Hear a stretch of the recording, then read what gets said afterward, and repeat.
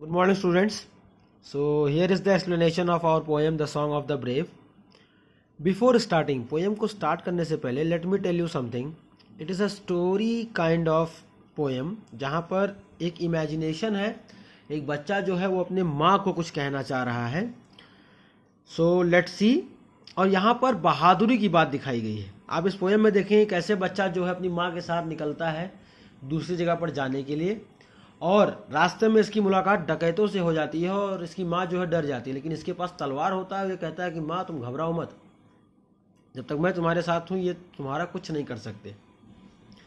And after that he fights with the dacoits के साथ ये जो है फाइट करता है, लड़ता है, उनको हरा करके वापस माँ के पास आता है. माँ जो है इसको बहुत प्यार से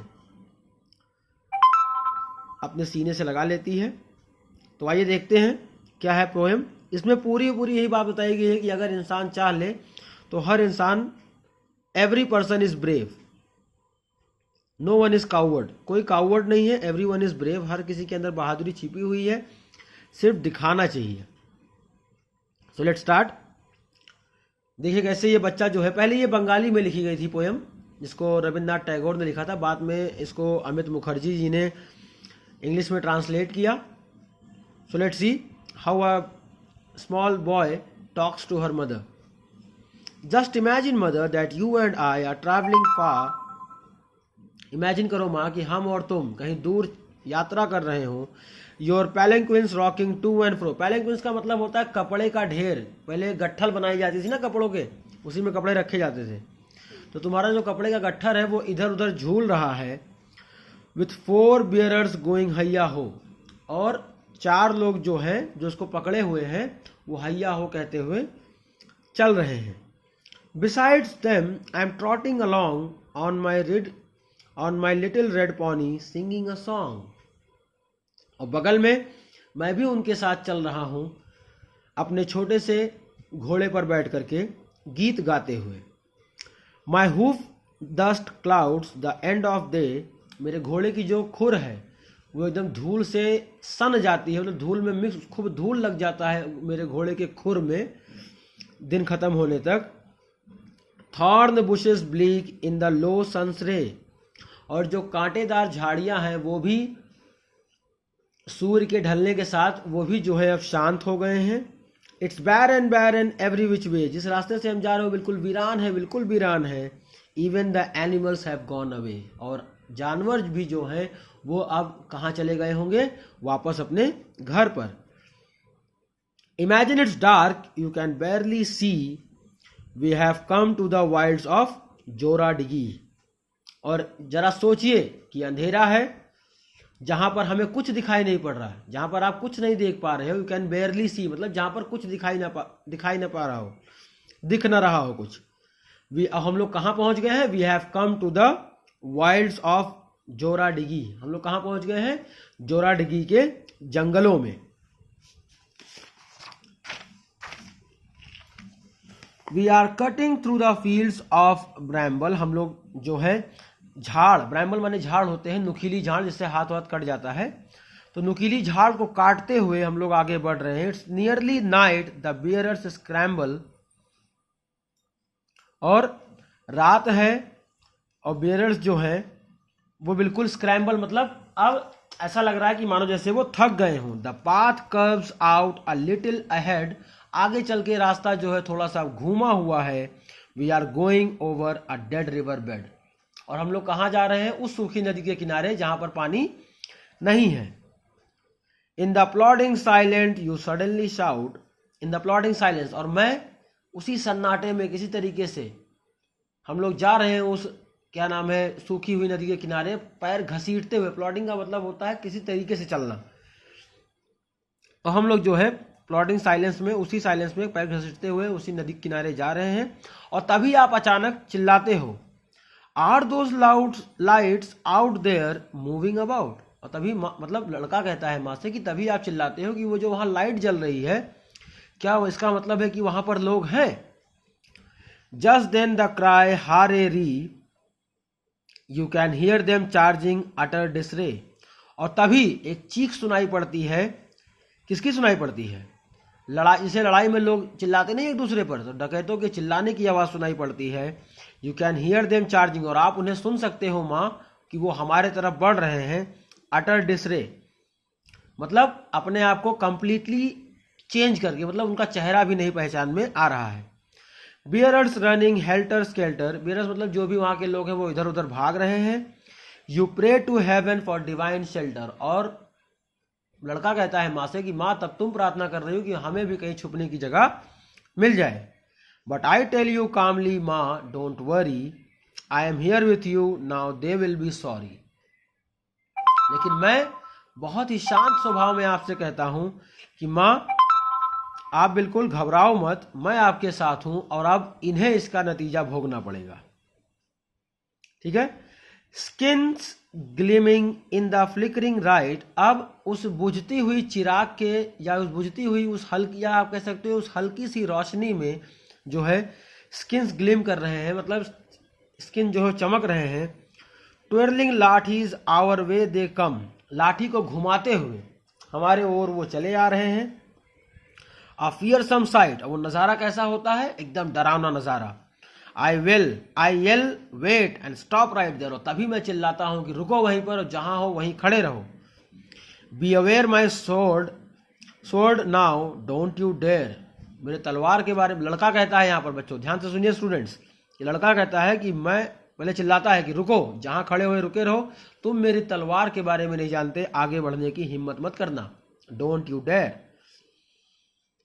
just one more step and your blood will spray, just but they just explode with a हाहारे।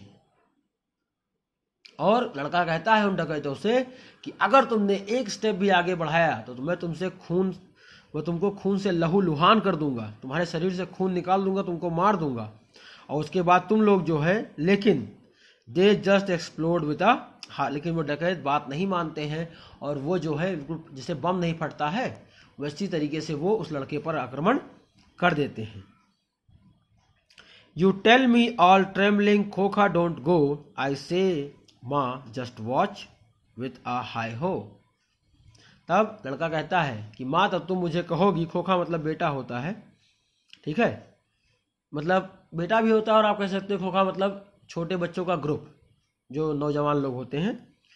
तो आप माँ मुझे कहोगी कि खोखा तुम वहाँ मत जाओ, लेकिन मैं कहूँगा माँ, आई से माँ जस्ट वॉच, सिर्फ आप देखिए, विथ अ हाई हो, खाली चुपचाप बैठ करके आप इस नज़ारे को देखिए। I spur my horse into the villainous mass, और मैं अपने घोड़े को जो है इन डकैतों के बीच में लेकर के जाता हूं।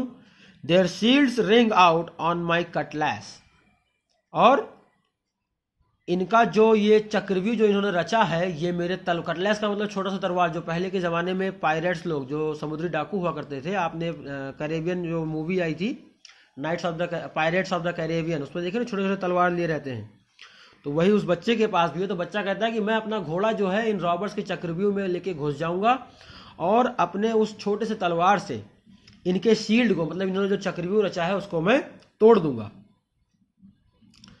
सच a terrible battle you would swoon if I say, ऐसा घमासान युद्ध हुआ कि अगर मैं आपसे कहूं तो आप मतलब सून हो जाओ, सून का मतलब बेहोश हो जाओगे।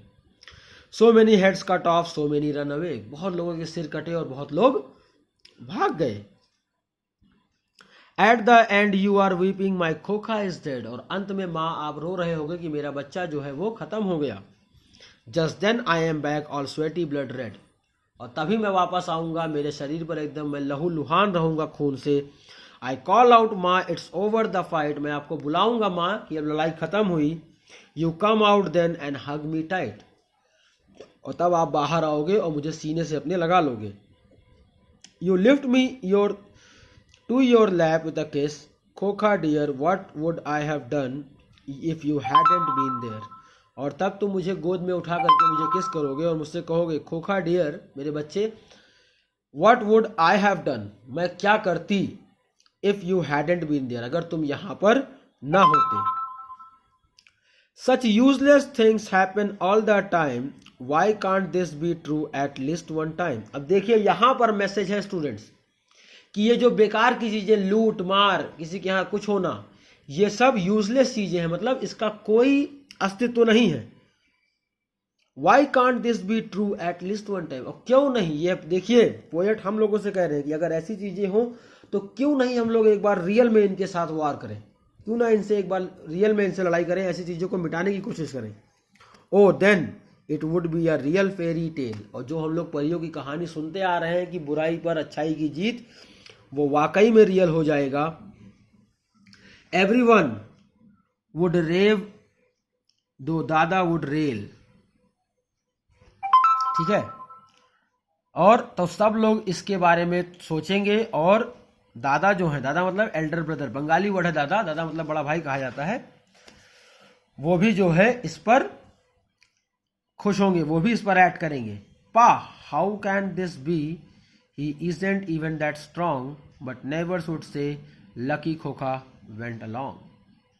पा, अब लेकिन पा का मतलब पिताजी से कहना, पा हाउ कैन दिस बी, ये कैसे हो सकता है, ही इजंट इवन दैट स्ट्रॉन्ग, ये छोटा सा, मतलब ये बड़े भाई कह रहे हैं अपने पिताजी से, पापा ये कैसे हो सकता है, ये जो छोटा सा बच्चा है अभी इतना मजबूत नहीं है।